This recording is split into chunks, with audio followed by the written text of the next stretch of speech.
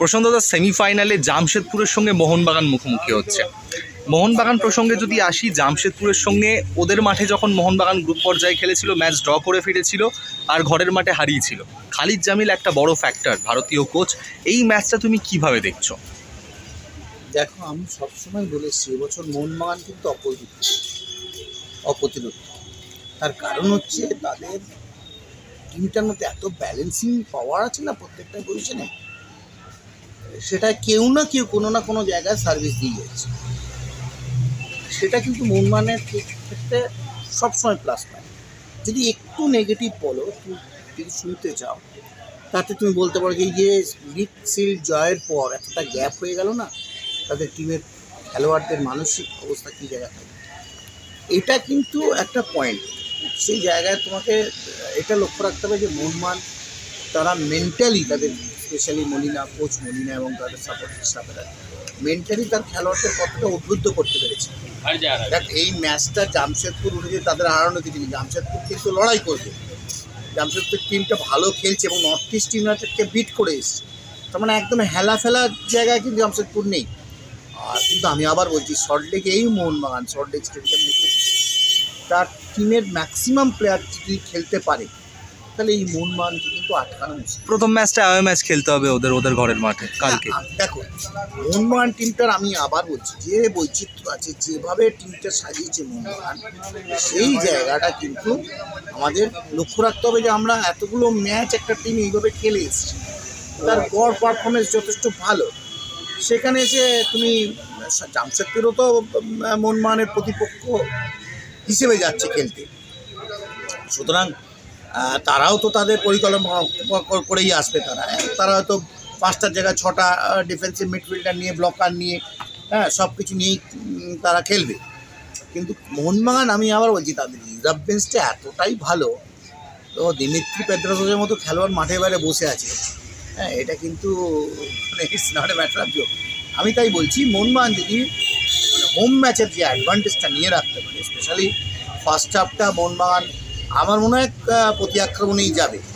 Second হাফে all out আক্রমণে আসবে বেশ কিছুটা সময়, হয়তো ফার্স্ট কোয়ার্টার, সেকেন্ড কোয়ার্টারটা ওই ফার্স্ট 30 মিনিটস হয়তো অ্যাটাক করে তারা যদি গোল পেয়ে যায়, তারা ডিফেন্সটা সলিড করে গোলের সংখ্যা বাড়িয়ে নিতে চেষ্টা করবে, হোম ম্যাচের অ্যাডভান্টেজটা নেওয়ার জন্য। খালিদ কতটা ফ্যাক্টর? খালিদ জামিল কতটা? দেখো, আমাদের ইন্ডিয়ান কোচেদের মধ্যে খালিদ ভালো কাজ করছে, কিন্তু কোচেদের পারফরমেন্স বা কোচেদের পেডিগ্রি ডিপেন্ড করে যে সেই বছর তার হাতে কতজন খেলোয়াড় ভালো আছে। একজাক ভালো খেলোয়াড় এলে তাদেরকে মোবিলাইজ করে কোনো কোচ প্ল্যান করে টিমটাকে পরিচালনা করতে পারে, সেটা যে টিমটার ভালো সাকসেস আসে। আমরা দেখেছি, অ্যাভারেজভাবে দেখেছি যে খালিদ এবছর সেইটা কিন্তু করেছে, এবং লাস্ট ম্যাচে তারা নর্থ ইস্ট ইউনাইটেডকে হারিয়েছে। মানে তাদের যথেষ্ট যোগ্য দল হিসেবে মানতে হবে, তাদের যোগ্যতাকে সম্মান জানাতে হবে। সেই জায়গায় মোহনবাগানের একটু সতর্ক থাকতে হবে শুরুতে, তা না হলে মোহনবাগান ওভারঅল এবছর, আমি কিন্তু লিগ সিল জয়ের সাথে সাথে আইএসএলের কাপটাও মোহনবাগানের ঘরে যাবে, এটা আমার বিশ্বাস। আমি টেকনিক্যালি হিসেব করেই বা ক্যালকুলেশন করেই বলছি। তার কারণ হচ্ছে মোহনবাগান টিমটা এই বছর একটা ফ্রিকোয়েন্সির মাঝে ফলো আপটা ভীষণ ভালো, এবং তুমি দেখো লাস্ট ম্যাচের সাথে এই ম্যাচটার যে গ্যাপটা, সেই জায়গাটা ছাড়া আর কিচ্ছু নেই। তোমার মোটিভেশান তোমার যদি ঠিকমতো ধরে রাখতে পারে, যে কোনো টিমকে অ্যাভারেজ 2-3 গোল মোহনবাগান মেরে দেবে। কারণ আক্রমণ ভাগ এবং মিডফিল্ড এত ভালো, এত স্ট্রং, এবং ডিফেন্সের যথেষ্ট দুটো দক্ষ সেন্ট্রাল ডিফেন্ডার খেলছে। সুতরাং তোমাকে অলরে আর তোমার ওই রদ্রিগেজ, তো ওরা দুজনে এত বড় চেহারা, একজন অনেকটা এরিয়া নিয়ে খেলছে। সেই জায়গাটা মোহনবাগান যদি স্ট্রংলি ডিফেন্স করে দেয়, গোল পেয়ে যাবে। কারণ তাদের অ্যাটাকিং ফোর্স এবং মিডফিল্ড দারুণ ভালো। শুধু ভালো না, মলিনা যেভাবে ইউজ করছে, চাইছে কোচ খেলোয়াড়দের যে ব্যবহার করতে, খেলোয়াড়রা ঠিক সেইভাবে সাড়া দিচ্ছে। তাতে প্ল্যান এ, প্ল্যান বি যেগুলো আছে, সেগুলো দুটোতেই ক্লিক করছে। যে প্রসঙ্গটা তুমি বললে, দুটো বিদেশি সেন্টার ফরওয়ার্ড, সেন্ট্রাল ডিফেন্ডার তো রয়েছে, ফরওয়ার্ড রয়েছে। সেন্টার ডিফেন্ডারেই যদি আমরা আসি, টম আর হচ্ছে আলবার্টো রদ্রিগেজ, এটা মরশুম চেঞ্জ হয়েছে, গরম পড়েছে, এই গরমে আমরা গত মরশুমে দেখেছিলাম ফাইনালে জনি কাউকোর মতন প্লেয়ার দাঁড়িয়ে পড়ছিলেন, যেহেতু ওরা ঠান্ডার দেশের প্লেয়ার, গরমে অতটা কিন্তু হ্যাবিচুয়েট হয়ে উঠেছে হয়তো এই ওয়েদারের সাথে। এটা কতটা কঠিন বিদেশি ফুটবলারদের, বিশেষ করে মানে সেন্টার ফরওয়ার্ড বলো সেন্টার ডিফেন্ডার বলো, মানিয়ে নেওয়া। পেশাদার জায়গায় এসে এখন গরম আছে ঠান্ডা আছে, কম গরম ঠান্ডা গরম এগুলো কোনো ম্যাটার করে না। তুমি খেলতে এসছো এই জায়গায় গরমের সাথে, তুমি তো এই ওয়েদারের সাথে মানিয়ে নিয়েছো। এতটা স্টপ গ্যাপে এতদিন মানে সময় পাওয়া গেছে, 10-15 দিন তো গ্যাপ ছিলই। তো সেই জায়গা থেকে তুমি খেলোয়াড় যদি পেশাদার খেলোয়াড়, তুমি তো সেই ওয়েদারের সাথে মানিয়ে নিচ্ছ।